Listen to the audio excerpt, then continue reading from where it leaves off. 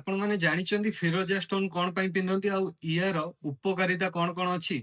ଏହା ନଜର ଦୋଷରୁ ରକ୍ଷା କରେ, ଖରାପ ନଜର, ଗୁଣି ଗାରେଡି, ନକାରାତ୍ମକ ଶକ୍ତିରୁ ଏହା ରକ୍ଷା କରେ, ବିପଦରୁ ଆଗୁଆ ସୂଚନା ଦିଏ। ଆକ୍ସିଡେଣ୍ଟ ହବାର ଅଛି କି କିଛି ଦୁର୍ଘଟଣା ଘଟିବାର ଅଛି ତାହେଲେ ପଥରଟି ନିଜେ ନିଜେ କ୍ରାକ୍ ହୋଇଯାଏ। ଫିରୋଜାକୁ ଭାଗ୍ୟ ବଦଳାଉଥିବା ପଥର ମଧ୍ୟ କୁହାଯାଏ। ଆଉ ଆପଣଙ୍କର ଯଦି କାମ ଅଟକୁଛି ତାହେଲେ ଅଟକିବା କାମକୁ ପୁରା କରିବାରେ ସାହାଯ୍ୟ କରେ ଏବଂ ବିଜନେସରେ ଗ୍ରୋଥ ଆଣେ, ଧନ ଜନ ମାନ ସମ୍ମାନ ବଢାଏ, ମାନସିକ ଶାନ୍ତି ଆଣେ। ଯଦି ଆପଣ ଟେନସନ ଡିପ୍ରେସନରେ ରହୁଛନ୍ତି, ଟେନସନ ଡିପ୍ରେସନ କୁ ଦୂର କରେ। ଆଉ ସବୁଠୁ ଇମ୍ପୋର୍ଟାଣ୍ଟ କଥା ହେଲା ମାଇଣ୍ଡ କୁ କୁଲ ରଖେ।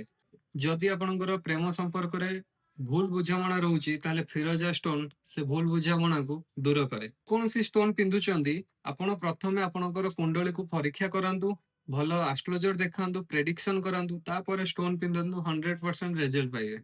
ତ ଯଦି ଆପଣ କୁଣ୍ଡଳୀ ଦେଖିବାକୁ ଚାହୁଁଛନ୍ତି କିମ୍ବା ଷ୍ଟୋନ ନେବା ପାଇଁ ଚାହୁଁଛନ୍ତି, ତଳେ ଦିଆଯାଇଥିବା କଣ୍ଟାକ୍ଟ ନମ୍ବରରେ ଆମ ସହିତ ଯୋଗାଯୋଗ କରନ୍ତୁ।